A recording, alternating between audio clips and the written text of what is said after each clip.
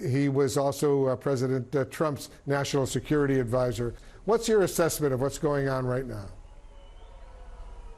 Well, nothing's going to happen in the Security Council, that's for sure. I mean, what we had tonight was a massive failure of Israeli and American deterrence, massive failure, a 200 ballistic missile, cruise missile, drone failure.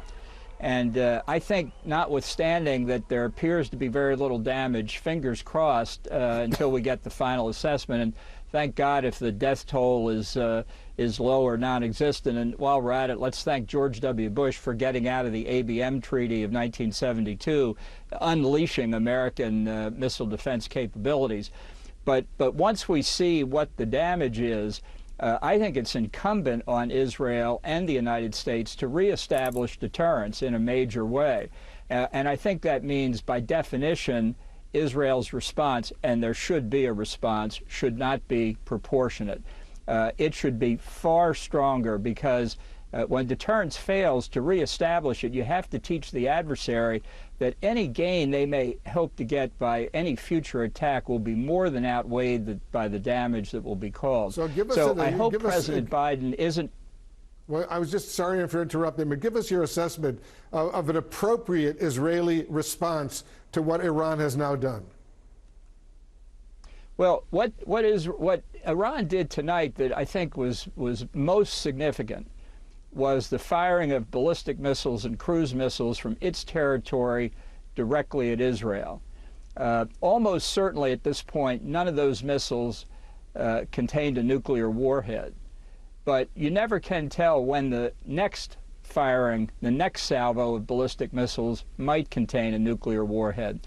So I think among the many targets Israel should consider, this is the opportunity to destroy Iran's nuclear weapons program.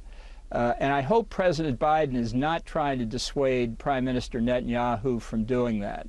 And if he succeeds, and if at some future point the Ayatollahs are able to pull off what former Israeli Prime Minister Ariel Sharon called a nuclear holocaust, history will know who to blame. So just to be precise, Ambassador Bolton, you're recommending that Israel launch an airstrike to try to destroy whatever nuclear capabilities the Iranians might have? Is that what I'm hearing? Right. I think they should go after the nuclear fuel cycle activities that are well known. Their locations are well known.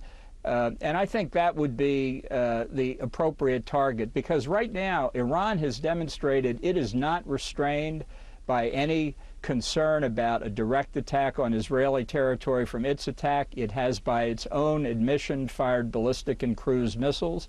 And the only thing that has saved Israel is this amazing technology.